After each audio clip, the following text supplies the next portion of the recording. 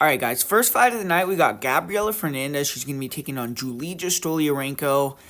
And on paper, it looks like a setup fight, but I do think it's a dangerous fight, man, because Gabriela Fernandez, she's on a roll right now. And I think the UFC wants her to stay on the winning track. She did start 0-2 in the UFC, but she fought two good wrestlers, which is her kryptonite. She couldn't fend off the takedowns. And her last two fights, though, she fought strikers in Carly Judas and Kong Wang. She was able to beat both of them, prove she's one of the better strikers and one of the more powerful strikers in the division. She also got two 50K bonuses, so she's been getting paid and getting the results recently. And she was a huge underdog going into the fight with Kong, but was able to drop and submit her in the second round. So if she can beat Stolyarenko, who is a grappler, I think the UFC is kind of wanting to test Gabriela Fernandez with someone that's dangerous, that could submit her, that could take her down, but an opponent that's making a return after a year and a half layoff in Stolyarenko, someone that lost her last fight via ground and pound, and someone that hasn't won a fight since July of 2023. So overall, Stolyarenko is just 2-6 in the UFC. She's a fighter who's an armbar specialist.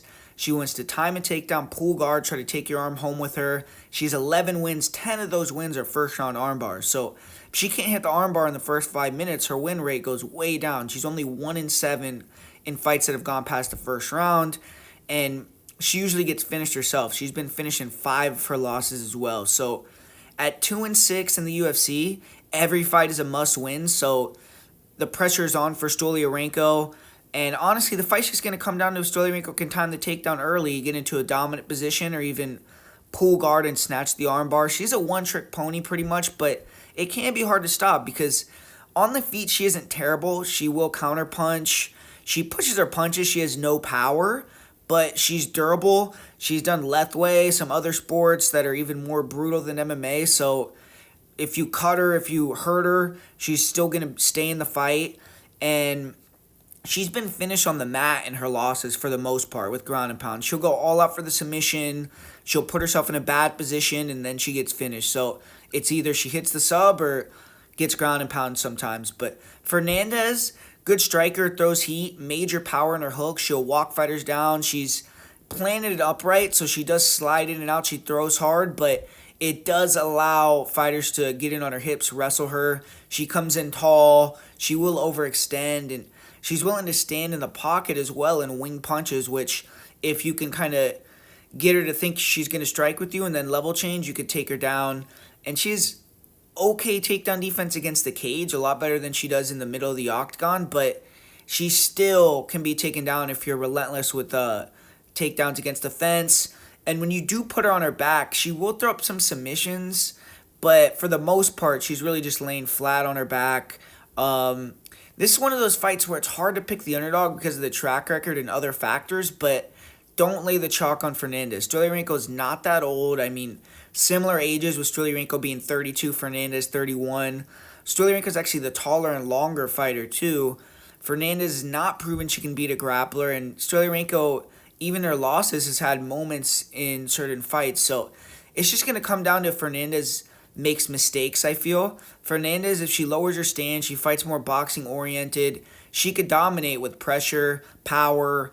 If she stands upright, throwing body kicks, winging hooks, she could get taken down and submitted early or grind it out. But I just can't in good faith pick Stolyarenko as a prediction. I mean, I think if I had to bet it, maybe I would go with her value side, but I wouldn't want to do that either, honestly. But as a pure pick, I'm going to say Gabriela Fernandez, second round TKO in this matchup. Maybe she gets on top somehow, gets into a dominant position, and pounds Stolyarenko out. So next fight we got on the card, Uros Medic. He's going to be taking on Gilbert Urbina. And two guys that could be fighting for their job here. Uros Medic, he's 4-3 in the UFC, so he's had some decent success, and he's gotten some good wins over fighters like Tim Means, Matt Semmelsberger, but he's been unreliable. He's pulled out of a lot of fights. He's also been in the UFC for 4.5 years and only has 7 fights total with them. So just hasn't been that active. And Gilbert Urbina has had a lot of issues making it to the cage himself, and he doesn't have the successes like Medic does, so he's in even more of a danger zone. He's 1-2 in the UFC. He did finish Orion Kosi, but That win's nothing to write home about. And then he got stopped in his fights with Charles Radke. Brian Battle was able to finish him as well. His last fight was in February of 2024, so he's coming back off of an injury layoff. And Earl Medic, he is training with King's MMA crew like always. He's cross-training with Cub Swanson's team, so he has good training partners to work with. And Gilbert Urbina, Jackson Wink fighter, but he's not training there. He's training at the PI for this camp. It seems like Jackson Wink, they don't really have a lot of bigger guys left in that gym, or really any major names in general. So, yeah, I'm not sure who he actually trained with for this fight. But Gilbert Urbina, big fighter for the weight division. He's a dangerous finisher. He's a little slow on the feet because he loads up, but throws 1-2s, 3-2s. He'll counter with check hooks. He likes to throw leg kicks, oblique kicks, front kicks to the body. If you pressure him and force him to box, he can struggle. He does tend to only throw one strike at a time, and if he can't get kind of lucky and rock you with one shot or take you down, he's in trouble. We saw Charles Radke, Walker being a down, land huge hooks in the pocket. He dropped him multiple times, knocked him out in less than 5 minutes.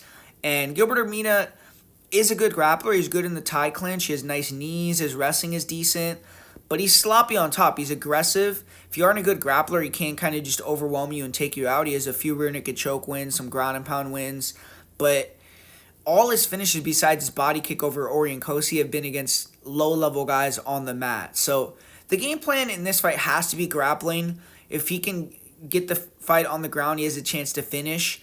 Medic is a super slick striker, so it's going to be difficult for Urbina to compete with him there, I feel like. And Urbina needs to get the fight to the ground and try to get Medic tired, look to make him force a mistake, and then find the neck or pound him out.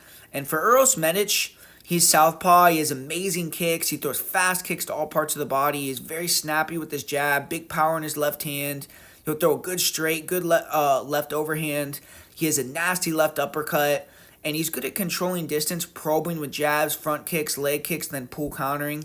His last fight, he did get knocked out in less than a minute, so hopefully he isn't tentative. But he just got hit with the bomb against a power hitter and knocked out as he was moving backwards. He didn't move off an angle. He moved straight back and just got clipped. So it wasn't as if he got outclassed or looked washed. He was just, pulling back with his hands down and got caught. So hopefully he can come back, show more in this one, win or lose. But Medic has decent takedown defense, decent grappling.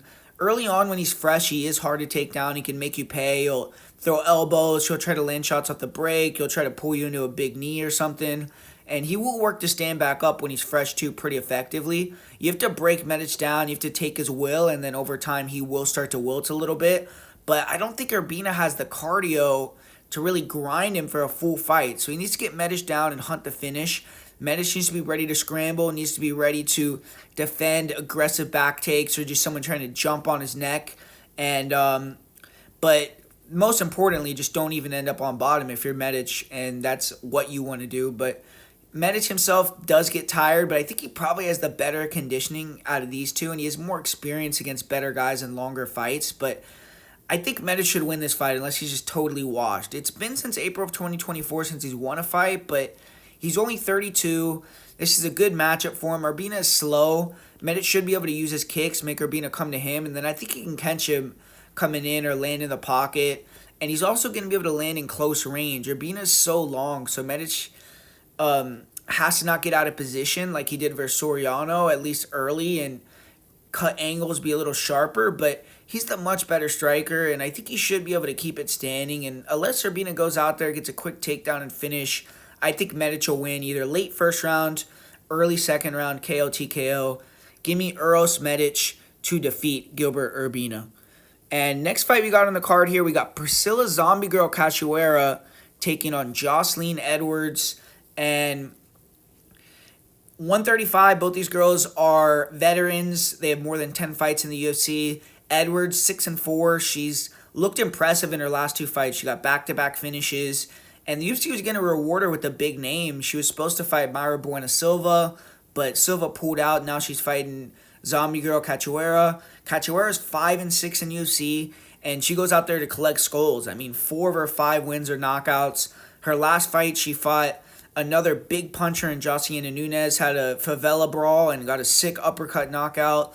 whenever you give Cachoeira a striker or someone who you think may be a fringe UFC level fighter, Cachoeira tends to come through. The majority of her losses have been versus wrestlers, and some of the better grapplers in the division, to be fair to her. I mean, she's lost to Jasmine Zudavicius, Miranda Maverick, and Jillian Robertson in her last 3 fights. I mean, those are 3 of the top tier grapplers in their respective divisions. But having said that, Jillian is now at 115. So this fight is at 135. There's a big difference in physicality there. But Cachoeira is training at MMA Masters in Florida. Even works sometimes with Amanda Nunes. So even though she's older, she's peaking. She's underrated. But this is a hard matchup. I mean, Joselyne Edwards, I think, is close to a lock here. Obviously, she could get clipped, but historically, Edwards is good in exchanges. She's going to be faster, sharper standing. She stands her ground and counters well, and I think she's going to be able to land clean on Cachoeira. Cachoeira throws a lot of looping strikes and just kind of choppy punches, and Joselyne has a big reach edge and speed advantage. And on top of that, Joselyne has been able to mix takedowns in recently, and I think that that's the exact thing she has to do here to beat Cachoeira. I think she could even finish her on the ground. I think submission is live for Joselyne Edwards. So Cachoeira is always going to have a puncher's chance, but I think that this is a fight Edwards wins and could, win via knockout, submission, or decision. I think that she kind of covers every base here, and I got Joselyne Edwards to win this fight. Next fight we got on the card, Elijah Smith taking on Toshiyami Kazama. And striker versus grappler matchup here. Elijah Smith is a sizable favorite. He's been looking good of late. He's won 6 fights in a row. He won on the Contender Series. He won in his UFC debut in February. 8-1. He's 22 years old. And Kazama, he saved his job in his last fight. His first 2 UFC outings went about as bad as they could get for Kazama. He got knocked out in just 33 seconds in his debut with the straight left hand. Then he took some severe damage, dropped multiple times, and then knocked out with the straight right hand in his second UFC fight. But after that fight, he took a year off. He came back in August of 2024, got a come-from-behind submission victory, earned $50,000, and it's been another year layoff for Kazama, but he's 28 years old. Hopefully he's been working on his MMA wrestling. Hopefully he's been working on his striking, and he's going to come in looking a little different. But this is the exact type of fighter that has caused problems to Kazama in the past. Elijah Smith is a knockout puncher with fast hands, throws straight punches down the middle. So Kazama is going to be in danger on Saturday night. But Kazama, he is a very, very good grappler, and he does a good job of closing the distance, getting in the clinch. He's very aggressive. He'll pressure you, and he is wild and kind of open to be hit on the feet. That's why he's got knocked out in 2 of his 3 losses, and he got dropped even in his victory in the UFC. But if he can get his grappling game going, he can get you in the clinch. He could start using his takedowns there, get on top. He's very effective. He has great sweeps even off his back, and just his control on top is really good, and he can eventually try to get into a submission position. He likes to take the back and then jump triangles, jump arm bars, and it's a little tricky, and he's good at, if he doesn't get the submission, he's able to reverse back into top position pretty quickly.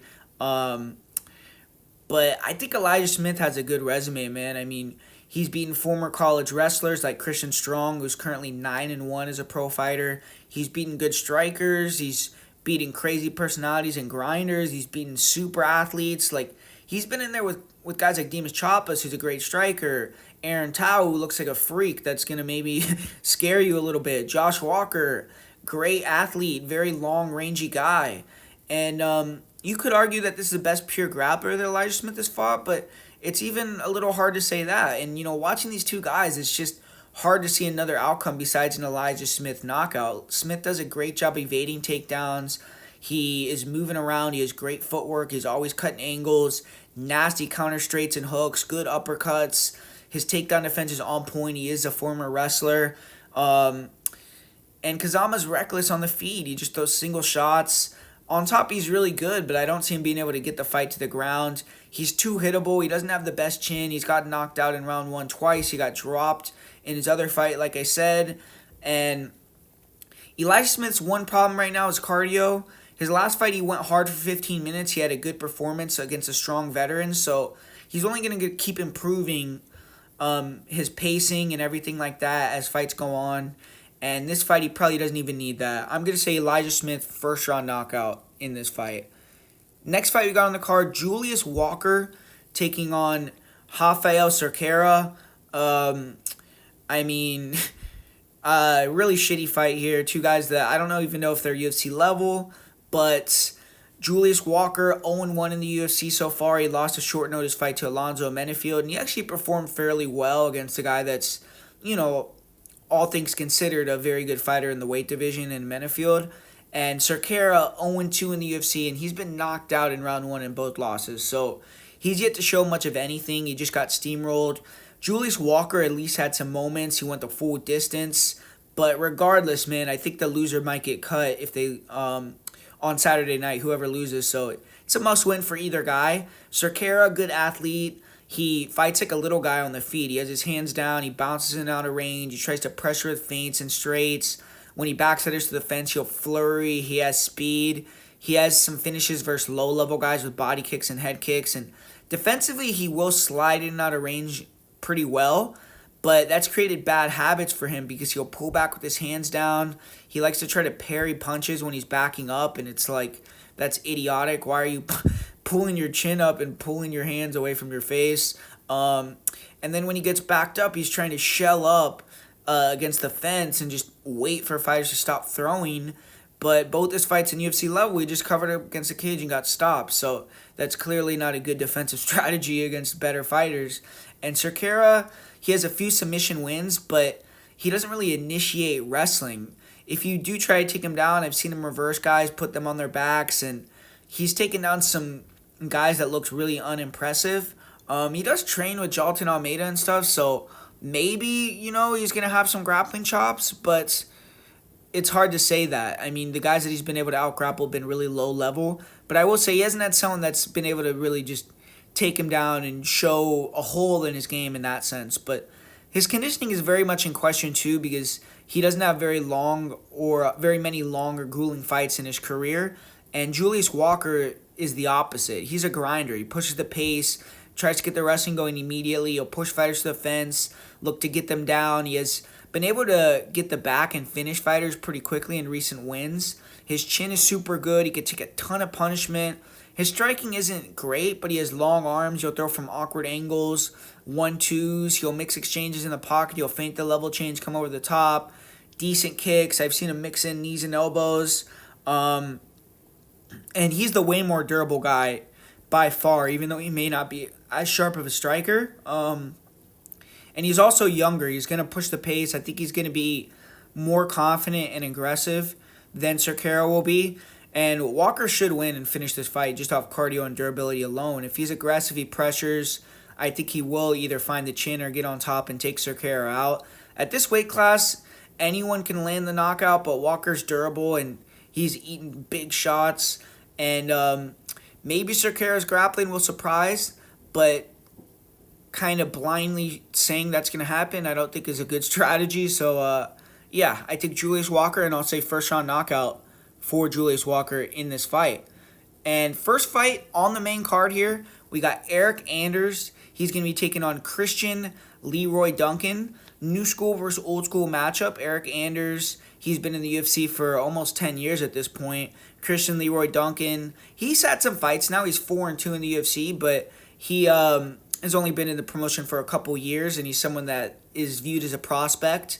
He's a big favorite here. He's won 3 of his last 4 fights, so even though he's 4-2, which, when he came into the UFC, I think he had a little more hype than what he's been able to produce. He's still been winning recently. He's starting to get his groove. He's coming off of a win in March over Andre Pulayev, where he dominated and won a decision. A win over Anders, I think, would get him another crack at a top 15 opponent. He had the fight with Gregory Rodriguez, where he kind of got dominated a little bit, but Eric Anders, 18-fight UFC veteran. He stated he wants to retire after reaching 20 fights, so this fight and one more is all we're going to see from Anders. And he's been up and down throughout his career. He's 9-8-1 overall in the UFC, but he's on a 2-fight win streak. He hasn't lost in more than 2 years. His last couple fights, though, he's facing opponents who are older than him Whereas in this fight, he's fighting a prime 30-year-old CLD. So it's a different matchup. It's a tougher fight. If Anders can win this one, it would be one of the best wins of his UFC career, and maybe he would start rethinking that retirement plan. But this is a fight where maybe a few years ago, Anders would win going away. And I still think he's live, but it's hard to pick him at this stage of his career. I mean, Anders is a super durable southpaw fighter. He comes forward. He has good pressure. He has okay power, and then he can wrestle. He's relied way more on his grappling and clinch game recently because I think his speed has diminished a little bit. And he has great conditioning, though, and if he can walk forward, doesn't get distracted by all the lulls, feints, and just weird wildness of CLD, just uses fundamentals, closes the distance, uses the wrestling clinch game, he might win on points. CLD is used to knocking his opponents out. He has 8 knockout wins. He's only 2-2 in decisions. Anders is 6-6 in decisions, so he isn't any better percentage-wise, but he's had way more experience going the full distance, and he's went to decision against way better guys. Christian Leroy Duncan is a guy who brings a wild striking style. He has a lot of kicks, knees, elbows, but he doesn't really control distance that well, and he doesn't have boxing, so he ends up in the clinch very often, and his clinch game is good. He's creative there with his attacks, and he's strong. But if there's ever a fight where CLD could use his speed and evasiveness and actually try to control distance and snipe, it'd be against Anders, because the speed edge on the feet should be gigantic. Anders has never been stopped with strikes, though. His one loss, he couldn't answer the bell after taking a ton of damage versus Thiago Santos, where he came in on short notice. He got exhausted. So ultimately, I think CLD will have to grind it out, but I'm going to say he likely wins a decision. He might hurt Anders at some point, but I don't know if he's going to be able to really get him out of there. Anders has been getting dropped a little bit more recently. Of late, he got dropped by Jamie Pickett and Chris Weidman, which, might not be the best look. But he's super hard to finish, like I said, and I think it's more than likely will go to decision. It's just, is Anders going to be able to get the wrestling and grappling game going, or is CLD going to be able to clinch with him and be effective there, and or keep the range? I think it's a lot closer fight than the odds makers say, though, personally. Next fight on the card, Miles Johns taking on Gene Matsumoto. Awesome fight here. Both fighters are coming off losses, so they're going to be hungry. Miles Johns is underrated, man. I mean, the guy's 7-3 in the UFC. That's a great record. And he's lost key fights when he's had the chance to move up in the rankings, though. And his last fight was another example of that. He got beat by Felipe Lima. He was on a 4-fight winning streak going into that fight, and Lima was 1-0 in the UFC. He was someone that was a prospect, but not necessarily like a upper tier guy. It was a fight where if Miles would have won, he maybe would have been able to get someone like a Rob Font, like someone that's a higher level in the division. But he took the loss, and now he's fighting another guy that's kind of similar to Felipe Lima, someone that's coming off a loss to Rob Font, and someone that is young in his UFC career, but has a lot of hype and is a really good prospect. So this fight is make or break for Johns. If he loses, he's almost going to be a prelim fighter and a gatekeeper for the rest of his career, certainly. But a win puts him back in the mix and makes him, viable to maybe get back in that top 15 again. And for Gene Matsumoto, he had his perfect record blemished in February. He was 16-0. He had a tough switch up. He went from fighting a kicker in Chris Gutierrez to a great boxer in Rob Font. And regardless, Rob Font's a tough night for anyone. And Font went in there, got the nod over Matsumoto via decision that night.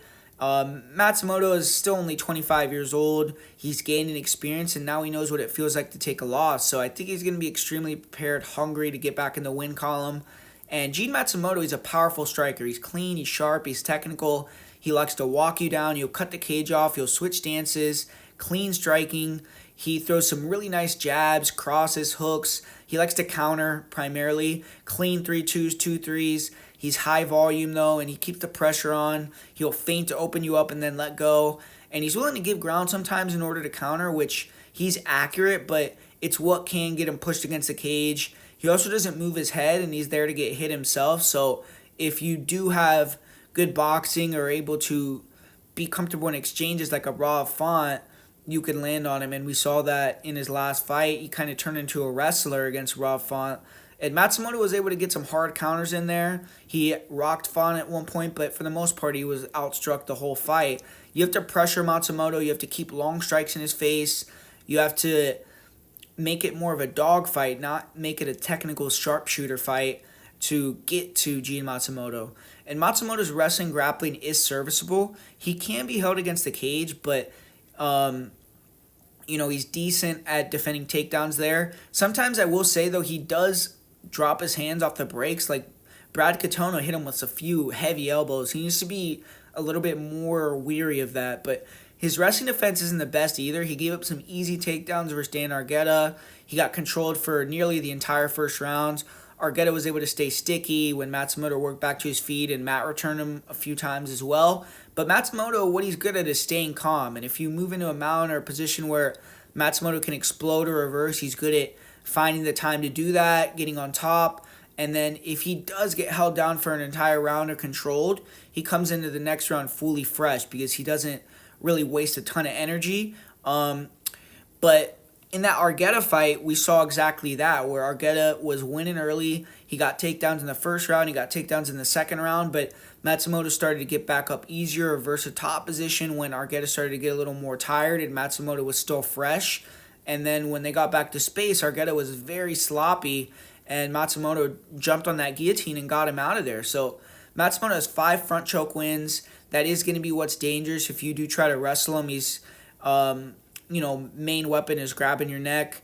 But his last fight, he went in there with a more offensive wrestling game plan. He did put Font in the cage. He tried to chain wrestle him. He got a couple of takedowns, but couldn't really control Font.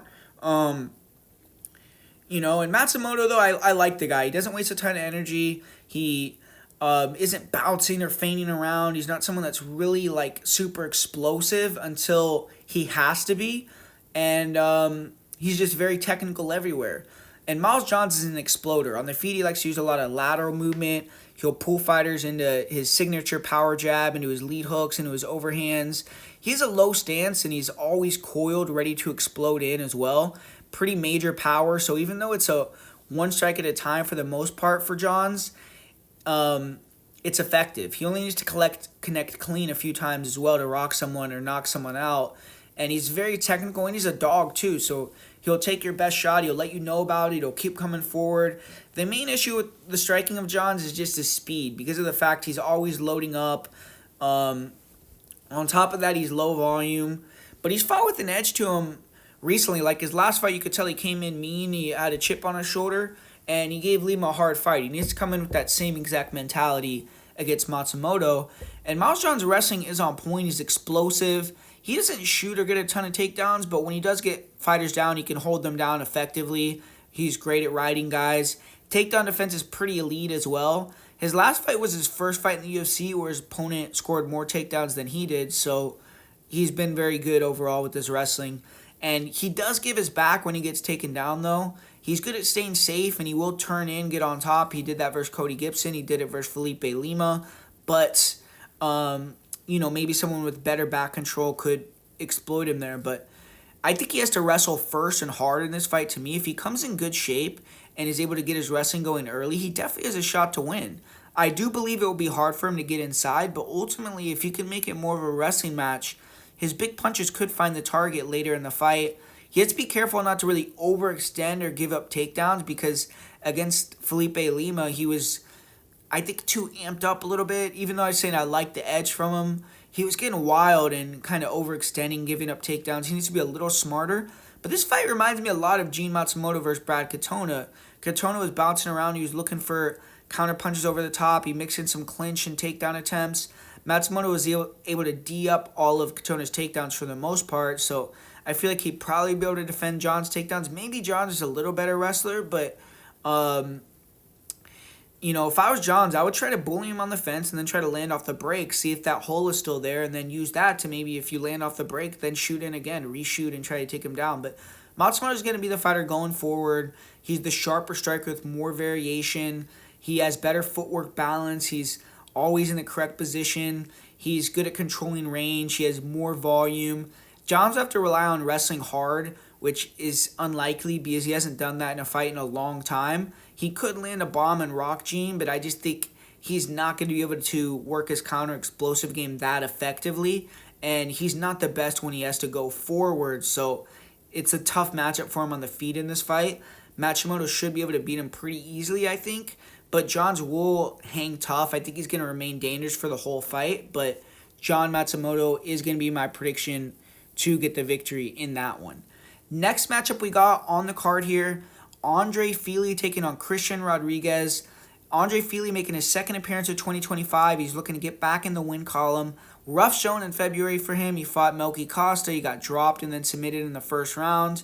He got knocked out in round 1 by Dan Ige last February as well. So he needs to rebuild some momentum. He did have the one win mixed in over Cub Swanson, but even that was a controversial split decision. So the pressure is on here for Fili. He's had 20-plus fights in the UFC, and he could be potentially fighting to save his career here.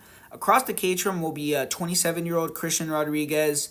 Rodriguez has been the upset king in the UFC. He's won 3 of his 4 fights. He's went in as the underdog, and as a favorite, he's only 2-2. So the last 2 times he was a favorite, he lost. And Rodriguez has had major issues with missing weight. He missed weight in 2 of his major upset wins. Now he's at 145, so he has to rely more on skill here to win the division rather than being a weight bully. And this is a good fight for Rodriguez, though, because it's going to figure out where he stands at 145. Is he going to have to cut that weight and, cut the bullshit, get back to 35s, or is he going to be able to be a legit fighter at 145? Because Fili is a great gatekeeper. If you can beat him, you're a solid fighter in the weight class. And Christian Rodriguez, he's a good striker. Nice hand combinations. He throws solid jabs, 1-2s. He'll mix in a lead hook after the 1-2s. He's pretty sharp. He does a good job mixing it to the body. He'll throw knees, elbows as well. And he likes to pressure. He likes to stay in the pocket, which makes this a difficult fight, though, because Fili's a pocket demon. I don't think you want to be there exchanging with Andre. Power for Rodriguez really isn't that major, especially at 145. And at distance, Rodriguez is pretty inactive. He's much better on the inside with his knees, his elbows, mixing in the clinch, the takedowns. Defensively, Rodriguez tends to just stand in front of fighters, shell, and try to block everything, but he can be hittable at times. And if you go to the legs and the body, I think you can open up head strikes later on in the fight for him. But Christian Rodriguez, he's a good grappler and wrestler. I expect him to try to clinch Fili in this fight, push him against the cage. He did that versus Melky Costa to decent effect. The issue is at 145, I think it makes it very difficult for Rodriguez to actually finish takedowns. He was pulling Costa on top of him and looked sloppy. And, Melky isn't a great grappler, and he was able to out-grapple Christian Rodriguez in the first 2 rounds of their fight. When Rodriguez fought Julian Erosa, he got bullied in that fight too. He was sharper, but whenever Erosa connected, he hurt Rodriguez, and his pressure definitely added up. Erosa ended up catching a kick in the back, and then Rodriguez turned in, and Erosa hit that guillotine on him. Erosa's a slick guillotine guy, and the only guy that's ever tapped out Rodriguez, so that's not like a regular occurrence. Rodriguez's submission defense is good, but Andre Fili has a good guillotine as well. He's not going to submit him, though. I highly doubt that. But Rodriguez, one submission win in the UFC. He will attack front chokes, though, so he has decent front chokes. And he's one of the better anti-grapplers in the sport. He's been able to beat Austin Bashi, Raul Rosas Jr., Isaac Dolgarian. He may give up some takedowns, but his cardio and scrambling ability are incredible, and he's just extremely difficult to hold down. But this fight, he doesn't have that kind of matchup, though. It's going to be a lot more striking danger, and then Andre Fili can mix in the takedowns, but he can blend them a lot better than guys where Christian knows their only avenue to win is wrestling. But Andre Fili, tall, long, lanky fighter, he's going to have a 4-inch height and 3.5-inch reach advantage in this fight. He likes to move around, use footwork. He tries to pull fighters into his power, and then he can walk them down as well, bounce in and out, use his kicks, and then come with his 1-2s. He likes to land the check hook. He's absolute dynamite in his right hand. If he's in the pocket, he lands that big straight or overhand right. He could put guys to sleep. At range, his body kicks, his head kicks are on point. Sometimes he can get caught with his hands down in the pocket and hit flush. And he tends to start a little slow, so guys can catch him early. But the guys have been able to take Fili out are extremely heavy punchers, and then Yair got him with the head kick. So I think it's unlikely that Christian Rodriguez, who's not really a powerful guy, just lands flush and knocks Fili out with a punch. I think it'd have to be like a clean knee to the chin or big elbow or accumulation for Rodriguez to actually get him out of there. And I think it's unlikely that Rodriguez even could knock him out. But Personally, Fili, I think, has the superior stand-up. He has better footwork, better speed. He's not going to try to come to Rodriguez, and he's going to force Rodriguez to plot in a range at him, I feel like, or he should. And he's going to be there to cut him off with jabs, straights, kicks, check hooks. In the pocket, he should have the superior firepower.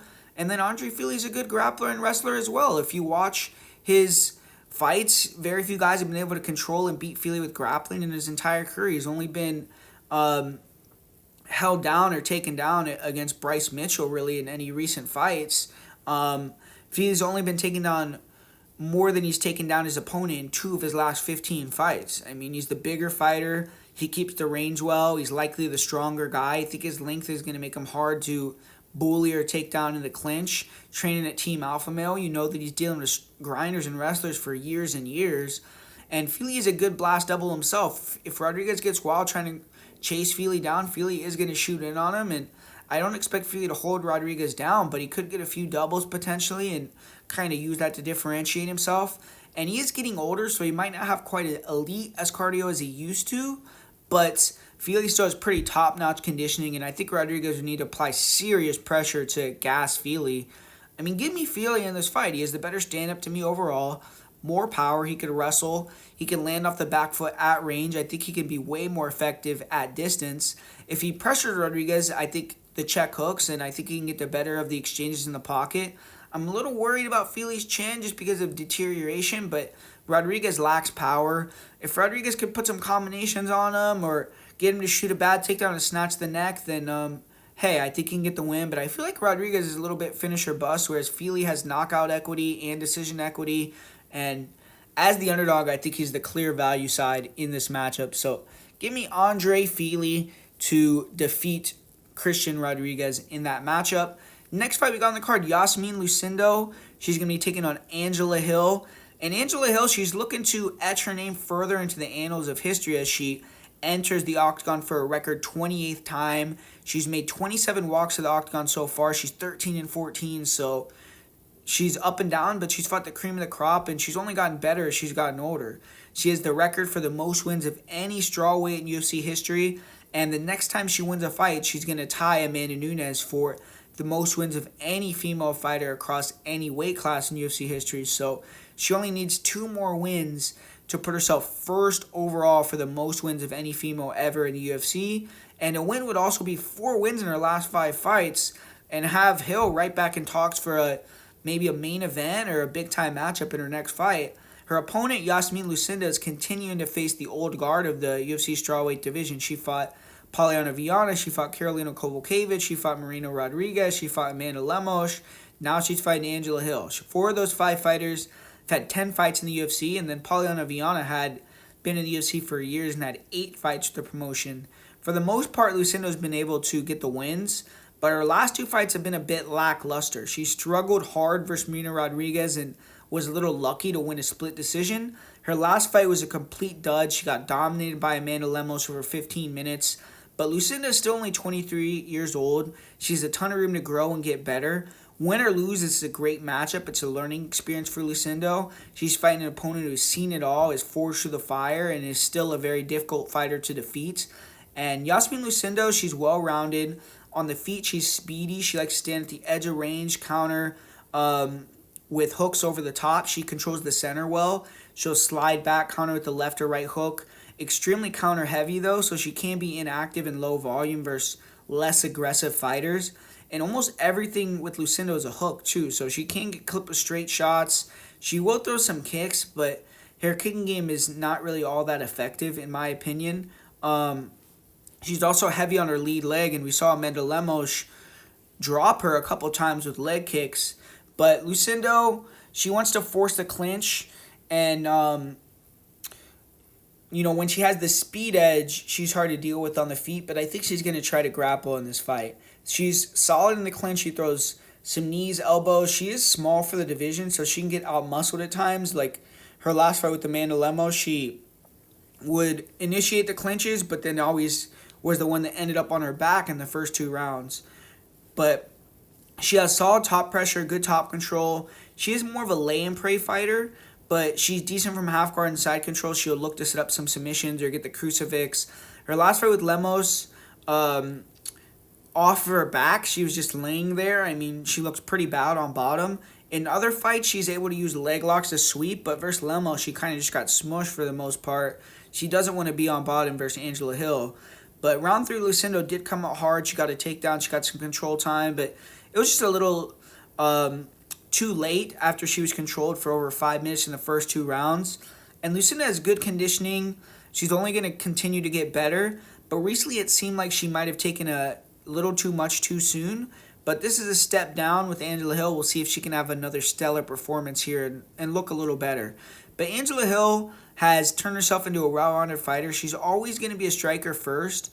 On the feet, she's aggressive, high volume. She likes to put the pressure on, but she's still evasive. She'll feint, she'll cut angles. She's always moving her head. She's always switching stances. She's good at mixing the target. She'll go to the body to open up the head. Nice right hand. She'll throw it off the lead and the counter. She mixes in front kicks, leg kicks too. She doesn't have great head movement, so she can eat heaters, but she has a great chin. She's never been knocked out, and she has tried to work on optics more too. Sometimes she can look a little sloppy and look tired, but she says it's more of a mental thing.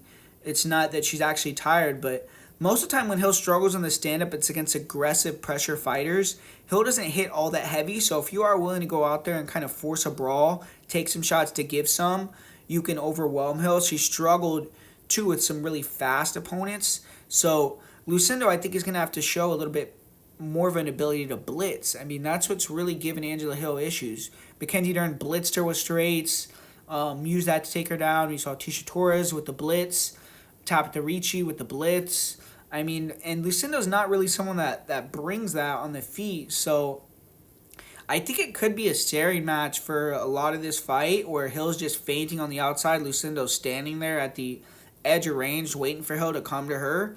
And the striking could play out really close. I mean, but Angela Hill, she's a beast in the clinch. And if Lucindo wants to go out there and have a clinch battle, I think Angela Hill will be game for that all day.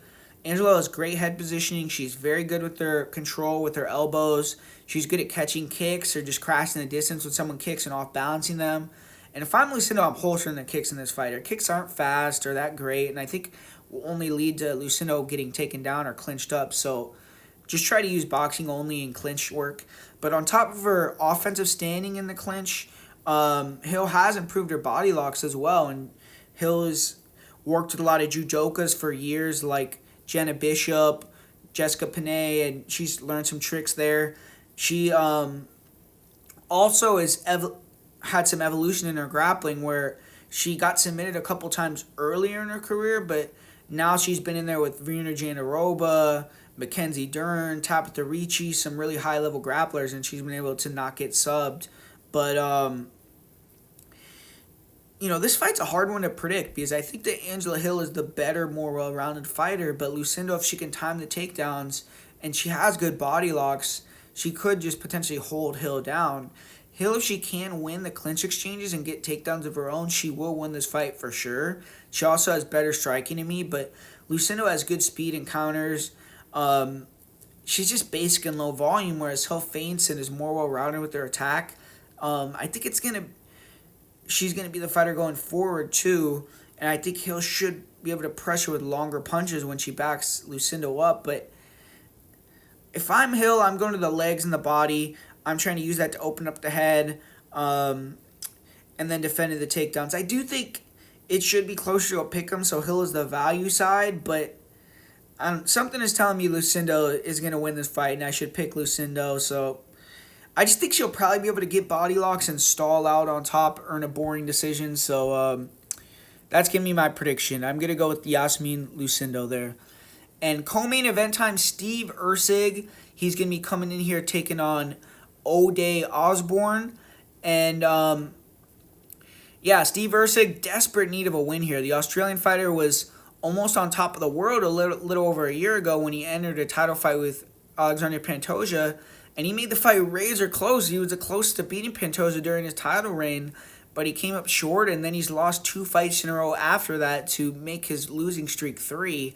And he's fought Pantoja, Kai Kara France, and Brandon Moreno. So he fought the two most recent champions in the division, and then the guy that just fought for the belt. So he's been fighting the cream of the crop.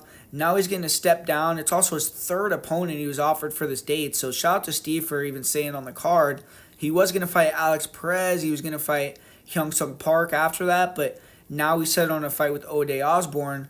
Osborne, he's a longtime UFC vet. He's solid, but if Usyk wants to remain in the UFC, he has to beat a guy like O'Day. O'Day is jumping in on short notice here. He did get the win over Luis Garelli, which snapped a 3-fight losing streak of his own for him in his last fight.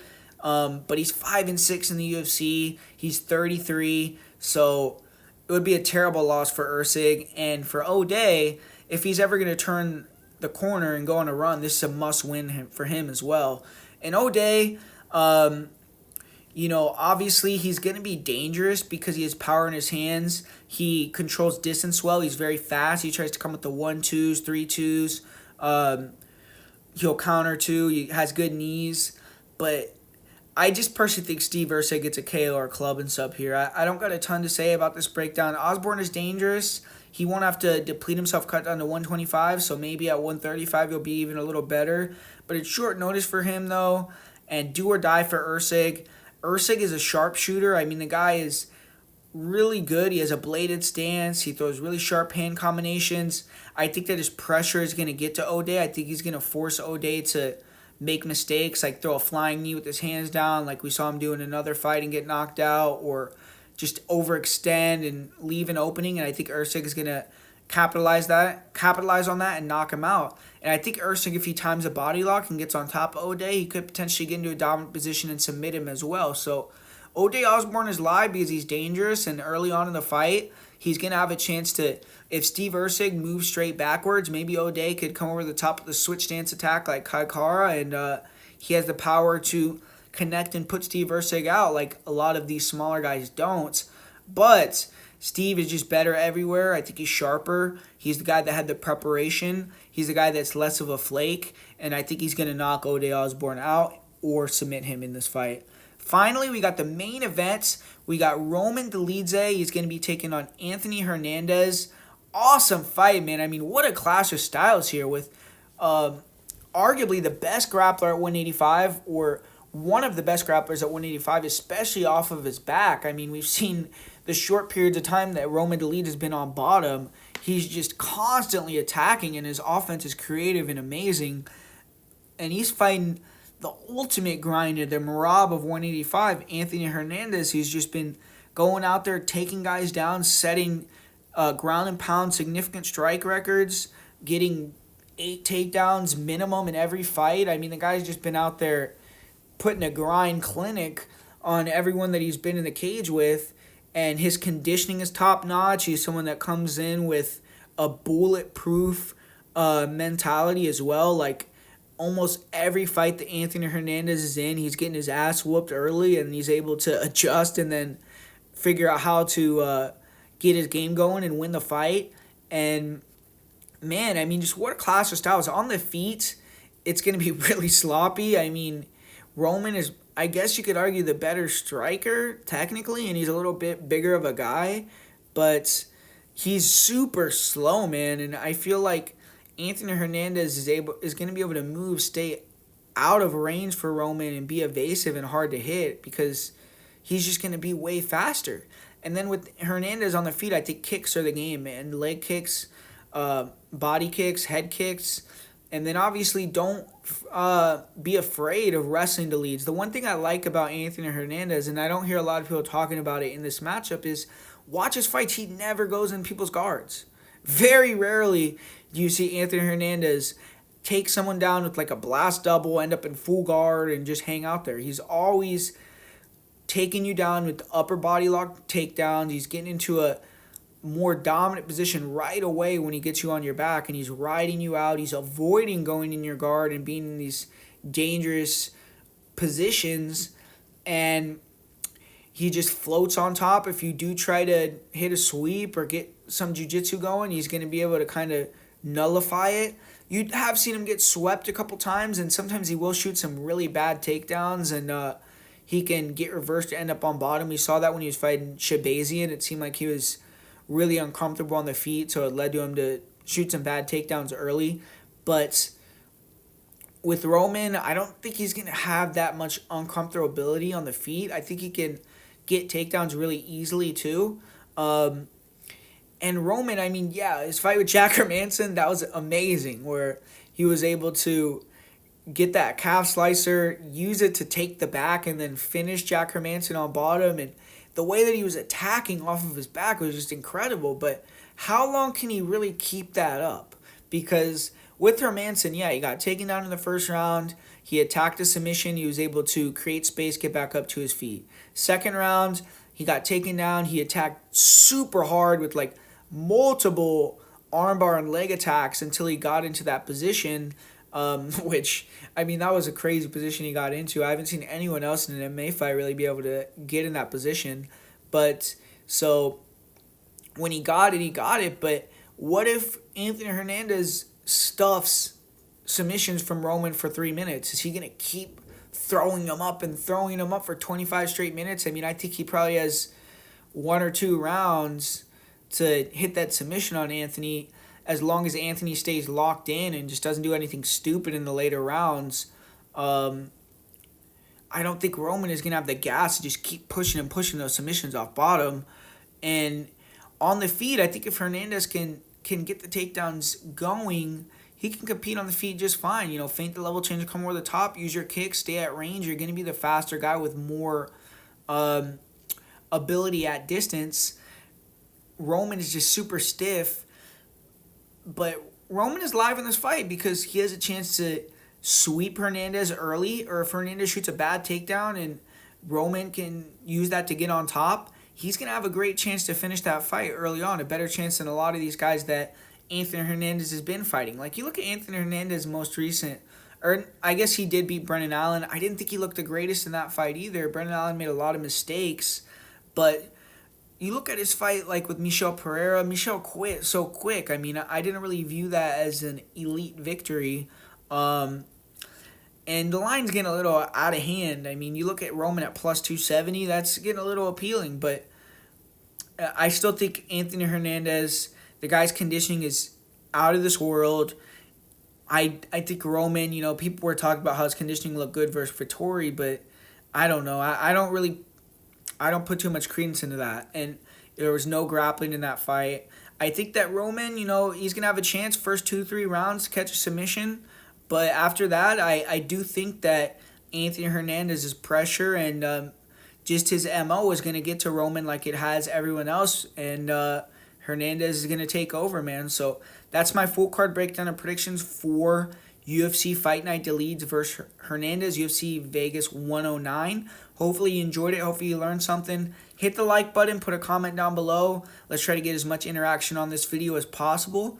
And as far as if you want access to bets, if you want access to other promotions, breakdowns, things like that, go check out patreon.com/Predictionguru. I'm going to have some more content for you guys over there this week. And besides that, man, for my most confident pick on this card, I suppose I would say it is Elijah Smith. And for the parlay of the week on this card, I'm going to say do a parlay of the week of Joselyne Edwards, Elijah Smith, and Julius Walker. And those 3 I think will win for you. So hit that 3 leg parlay there. Make yourself some money. Have fun watching these fights. Thanks, everyone. If you're not subscribed, I do these type of videos all the time, so subscribe so you can get more content like this. And besides that, guys, I'm out. See you later.